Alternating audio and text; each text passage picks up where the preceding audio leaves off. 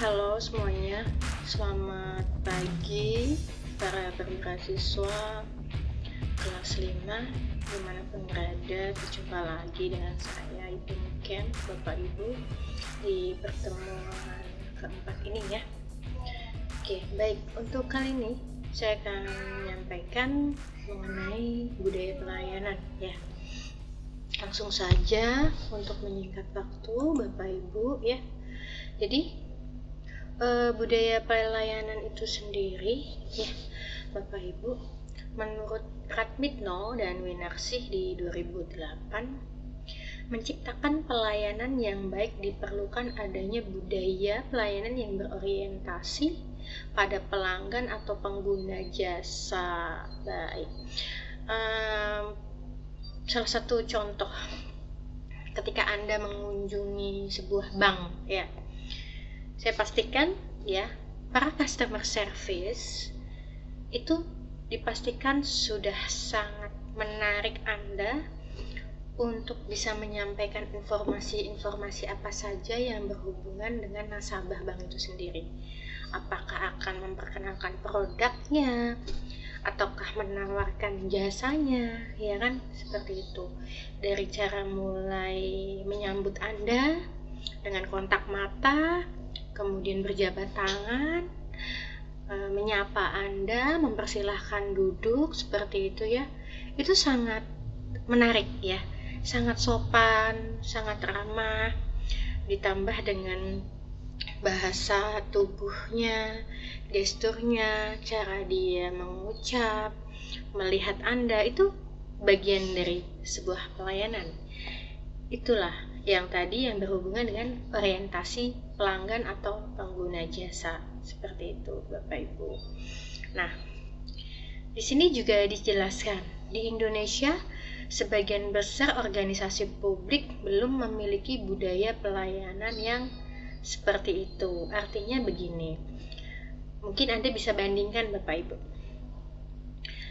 pelayanan customer service di sebuah bank dengan pelayanan di sebuah lembaga pendidikan, misal BP3IP, pelayanan di loket gedung A lantai 1. Saya pastikan juga ini, pasti pelayanannya lebih jauh bagus, cara penyampaiannya, cara penyambutannya lebih bagus di bank.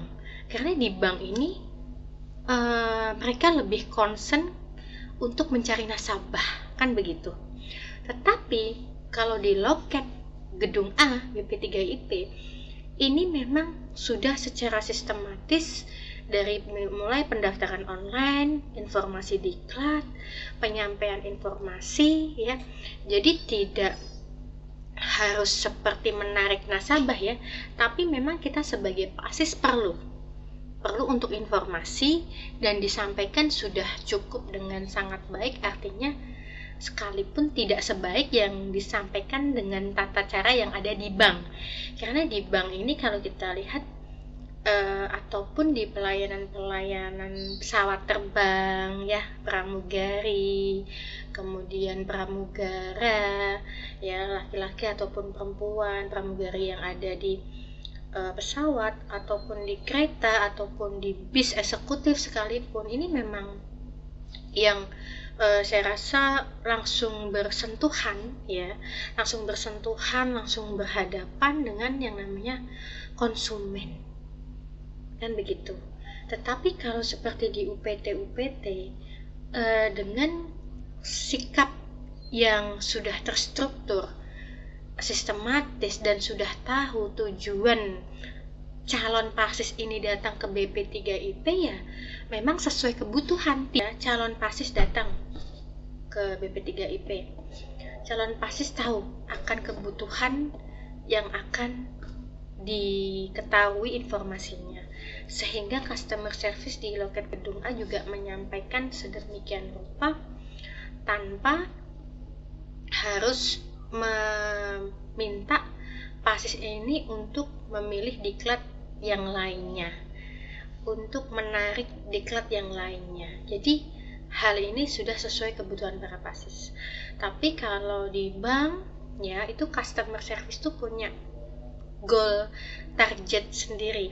Jadi bagaimana caranya kalau saya dapat nasabah baru, saya punya bonus nih. Saya di UPT ya, tidak ada setting goal target untuk menarik calon para perwira siswa ini agar harus dipaksa mengikuti diklat lain, karena kembali lagi sesuai kebutuhan pelaut itu sendiri. Beda kalau di bank. Artinya begini, bagaimana caranya biar saya dapat calon nasabah baru dan atas nama saya dapat bonus. Nah, seperti itu saya rasa perbedaan signifikannya ya, gitu Bapak Ibu. Oke, kemudian di sini juga dijelaskan bahwa ya tipe caring artinya perhatian yang penuh ya. Ini di Indonesia ini sangat rendah terhadap kinerja pelaksanaan tugas, tetapi memiliki perhatian yang tinggi terhadap hubungan antar manusia. Nah, kalau kita bicara hubungan antar manusia ya artinya sesuai siapa yang saya kenal, siapa yang tidak saya kenal, siapa yang harus saya prospek, siapa yang tidak perlu saya prospek, kan seperti itu. Jadi kalau mungkin saya caring terhadap para pasis gelombang ini kan gitu ya. Caring saya sebatas untuk memotivasi pasis agar lulus UKP 1 kali tempuh, kan seperti itu. Tapi saya tidak memaksakan pasis ini harus lulus UKP 1 kali tempuh dengan catatan harus membayar lebih ke saya. Saya tidak ada target seperti itu. Kalau di bank kan pasti ada bonusnya dari bos. Nah, kalau seandainya saya punya target atau bisnis ke bapak-bapak, itu tidak etis karena posisi saya pengajar, posisi saya instruktur, posisi saya dosen. Jadi tidak etis dengan hal-hal seperti itu. Jadi kembali lagi sesuai kebutuhan manusia itu sendiri. Kecuali saya fokuskan kepada bapak untuk standby di materi saya dalam keadaan yang tidak mengantuk, berpakaian rapi, kemudian tidak malas mengerjakan tugas dan lain-lainnya. Jadi saya sebatas di kinerja pelaksanaan tugas saya sebagai instruktur seperti itu. Nah, ini ciri-cirinya seperti apa?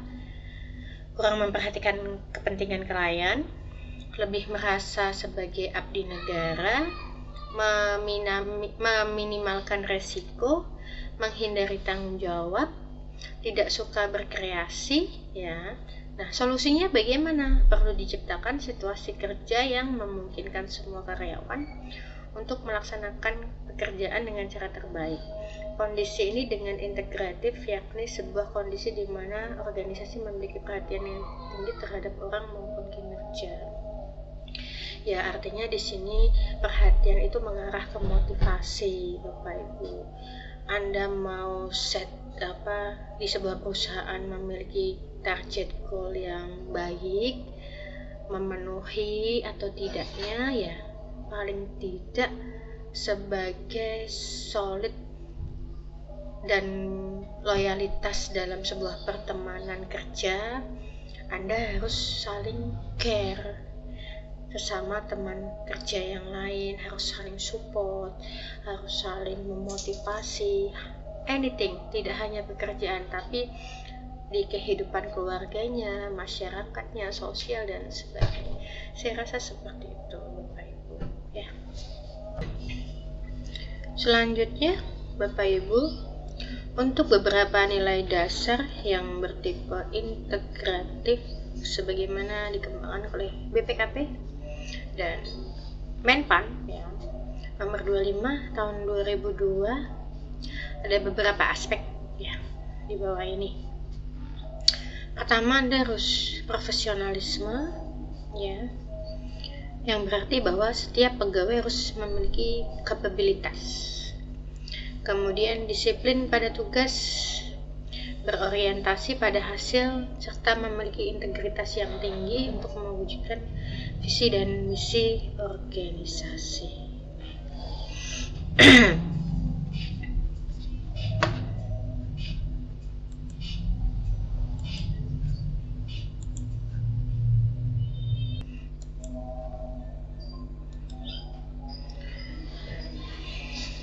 Ya, untuk BPKP itu sendiri, Bapak Ibu ya, yang dinilai integratif itu maksudnya di sini seperti penyatuan, penggabungan, ya seperti itu ya. Jadi apa sih nilai dasar dari pelayanan itu semua? Ya menurut BPKP ya, Badan Pemeriksa Keuangan Pembangunan, dan dari Menteri Pemberdayaan Aparatur Negara di nomor 25 tahun 2002 ini maksudnya begini. Anda harus profesionalisme.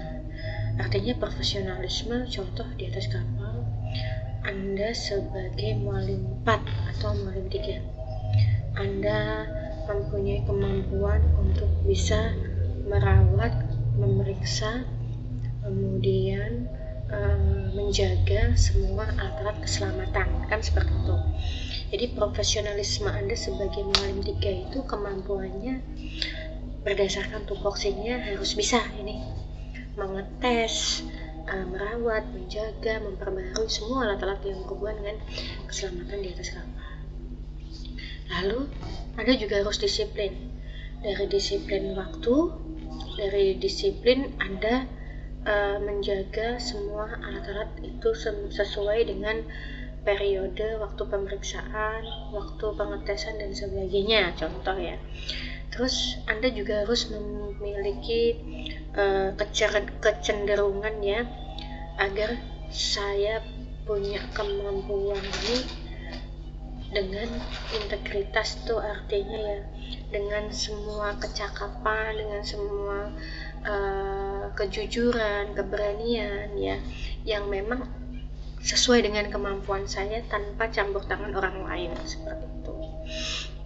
Itu sih Bapak Ibunya kalau yang saya tangkap dari ini ya, dari BPKP ini. Kemudian yang kedua, kerjasama, teamwork. Nah, kalau kita bicara teamwork ya, memang Anda harus menghindari ego yang dimana Anda harus mengedepankan kepentingan umum organisasi, bukan kepentingan pribadi Anda, kan begitu. Ketiga, keserasian, keselarasan, keseimbangan. Ya, artinya semua harus berjalan dengan sama, dengan kompak, kan begitu Bapak Ibu ya. Yakni dengan tekad dan semangat dari semua unit organisasi untuk melaksanakan tugas pokok dan fungsinya dengan tetap memperhatikan pencapaian akhir atau goal setting dari masing-masing organisasi secara keseluruhan. Seperti itu. Itu bagian dari nilai dasar pelayanan ya Bapak Ibu.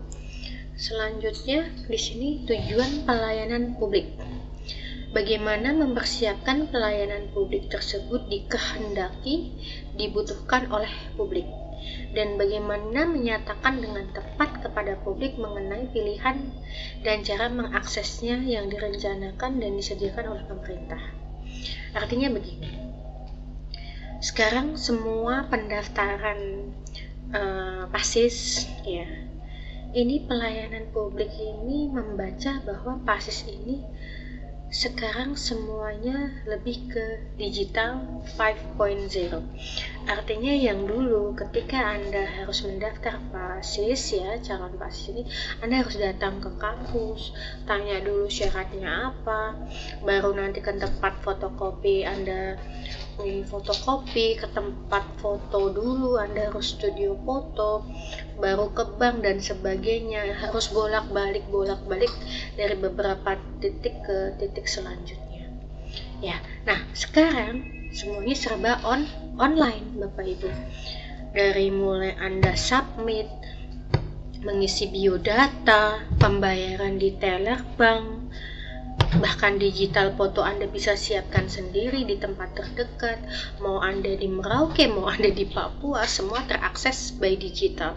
Ya, ini pemerintah membaca kebutuhan publik, dan pemerintah harus bisa menyesuaikan bagian dari pelayanan ini untuk lebih memotong satu, transport, waktu, jarak yang jauh. Ini luar biasa. Salah satunya sekarang Anda dengan saya ini pembelajaran by e-learning.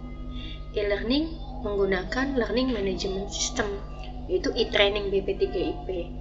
Jadi sekalipun Anda di kapal, sekalipun Anda di darat, dan itu jauh dari tempat BP3IP, untuk materi teori kita bisa akses kapanpun Anda mau by Zoom, mau by task, tugas, ataupun seperti ini, video conference yang saya sudah siapkan ke Bapak Ibu.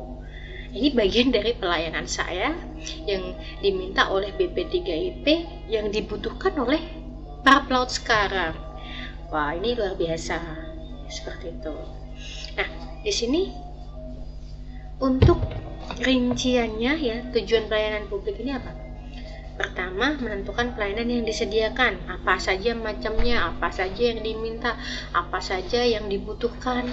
Kita harus siap dengan segala sesuatu yang diminta oleh pelanggan, kan seperti itu. Memperlakukan pengguna layanan sebagai customer, nah ini pasti, karena kita butuh customer dan customer butuh kita, jadi harus saling berkesinambungan. Kemudian poin C, berusaha memuaskan pengguna layanan. Nah, ini artinya di sini diharapkan para perwira siswa yang masuk ke BP3IP puas dengan layanannya. Dari pihak apa? Dari pihak pelayanan pendaftaran, dari pihak pelayanan pengajar, dari pihak pelayanan fasilitas simulator, dari pihak pelayanan kegiatan belajar mengajarnya, dari pihak pelayanan tempat kantin dan sebagainya, dekat, dan sekarang banyak kantin, banyak jenis makanan, banyak variasi yang kita inginkan. Ini bagian dari sebuah pelayanan. Ada ditambah lagi ada supermarket. Kita tidak perlu keluar ke BP3IP jika kita kehilangan bulpen, membutuhkan alat tulis, ingin ngopi dan sebagainya. Ini adalah bagian integritas dari sebuah pelayanan yang semakin maju, semakin diupayakan oleh pihak kampus. Itu saya ambil case dari BP3IP itu sendiri, kan begitu. Nah, mencari cara penyampaian pelayanan yang paling baik dan berkualitas. Nah, sekarang BP3IP juga harus bisa bersaing dengan UPT lain. Bagaimana caranya agar PASIS ini simple, kan begitu kan? Para pelaut maunya simple semua, Bapak, nggak mau ribet-ribet ya. Simple tapi tepat sasaran, belajar bagus, berkualitas, lulus dengan cepat, lalu ijazah juga cepat issued, endorse dan sebagainya.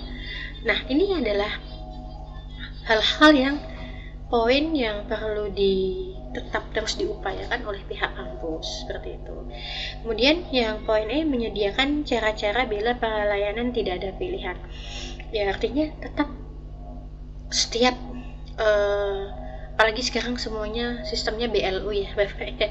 Jadi artinya kampus ini bisa mendirikan bisnis tersendiri dengan betul-betul membaca apa yang dibutuhkan pelaut itu secara umum.